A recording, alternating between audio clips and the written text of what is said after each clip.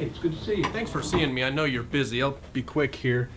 I've been talking to that guy about the King James Bible, and, you know, he's kind of coming along, but he's asking me some questions that really got my mind going. Two things. The first one was he said that the King James translators, I guess they added some words that maybe weren't in the originals. Oh, italicized words, sure. And the second thing he was saying is that we King James Bible believers, that we believe the English can correct the original Greek and Hebrew. And I hadn't heard that one before, so. Okay. Well, that's kind of, we can take care of both those at the same time. That second one, though, that's more a charge. In other words, they like to make you feel guilty, put you on a defensive, like, oh, if I say I believe that, I've done a terrible thing. No King James Bible believer believes that you can correct the original Hebrew and the original Greek with the English. We say you can correct the Greek and the Hebrew that we have. Anybody says they have the original Greek or the original Hebrew is either misguided or outright lying. So nobody has the original Greek, nobody has the original Hebrew, and that which we have had some words missing. And yes, King James translators did add words and put them in italics. If you translate from any language, whether it's Spanish to English, German to English, French to English, Italian to English, or vice versa, you're going to add words to finish and complete the thought. And that's what the King James translators did. When they added the words, they put them in italics, which had been done by the Geneva Bible before them. And let me show you what I mean.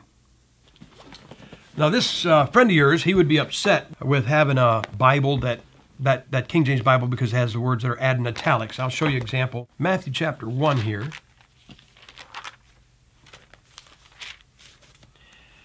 And it says here, David the king begot Solomon by her who had been the wife of Uriah.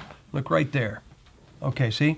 David the king begot Solomon by her, and now notice it says, who had been the wife of Uriah. And who had been the wife is in italics. So it wasn't in the Greek, correct? I guess, yeah. So your friend would say that doesn't belong there and that it's wrong, correct? Right. Okay, well, see this right here? That's not a King James Bible. It is a New King James. So if your friend says, well, you know, I just have a problem with words being added by the translators, then he doesn't have a problem with the King James. He has a problem with the King James. He has a problem with the New King James. He has a problem with the English Standard Version. He has a problem with the New International Version. In fact, he has a problem with every Bible on the market. Let me ask you this. You were brought up in church.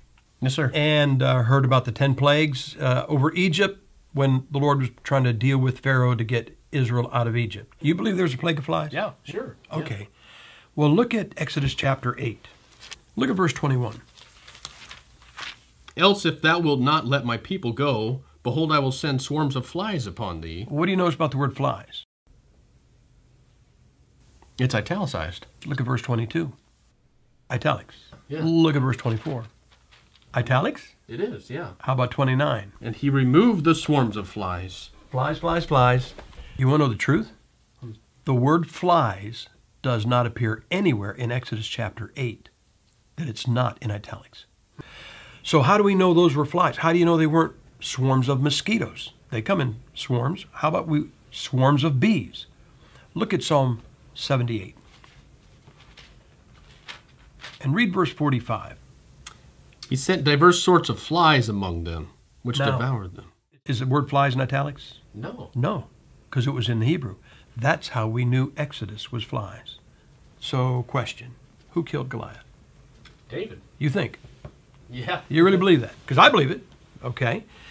Well, one of the classics and one of the most devastating things that happens to modern translations is pulling those italics out.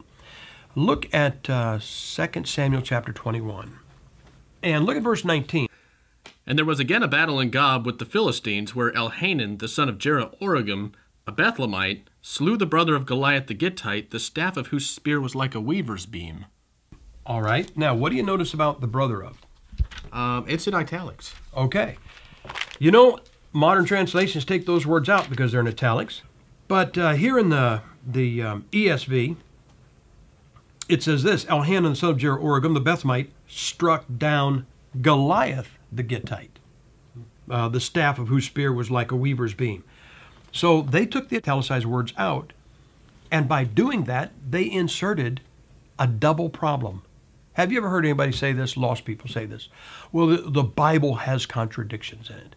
Mm-hmm. Okay? Well, the King James Bible doesn't have contradictions in it, but modern ones do. You were told that David killed Goliath. Well, you were told David killed Goliath because in 1 Samuel chapter 17, it says David killed Goliath. And in the ESV, in 1 Samuel 17, it says David killed Goliath. But then you get to 2 Samuel chapter 21, verse 19, it says Elhanan killed Goliath. That's a contradiction. But it doesn't put a contradiction in the Bible.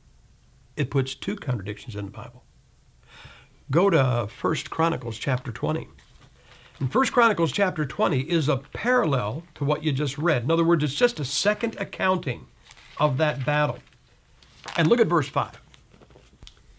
And there was war again with the Philistines, and Elhanan the son of Jair slew Lahmi, the brother of Goliath the Gittite, whose spear staff was like a weaver's beam. In this ESV, this English Standard Version, it has two contradictions. It says David killed Goliath and Elhanan killed Goliath. Then it says, it's a contradiction, it says Elhanan killed Goliath, and it says Elhanan killed the brother of Goliath in the same battle at the same time, double contradiction. It's kind of like this, I got a little story coloring book for one of my grandkids. This coloring book has a mistake in it. It says, David threw a stone and hit Goliath right in the forehead. But we know from the ESV that it wasn't David. It was Elhanan. And I think this, if they can scratch words out of the Bible and put different words in, I guess I can correct a coloring book. And so I'm going to take David out of there, and I'm going to put Elhanan killed Goliath. So if a guy says, I have a problem with the italics, the King James Bible because they added italics, but he doesn't have a problem with the New King James or the ESV or any other modern translation, then he doesn't have a real issue. And it shows you that it's not a problem in his head. He's not mistaken. It's a problem with his heart. And you have to ask yourself, and they need to ask themselves, how come only that book, the King James Bible, how come that's the one that they don't like? Well, you need to take that? Oh, no, it's just that guy from before. Oh, your friend with the questions? Yeah. Hey, why don't you ask him, who killed Goliath?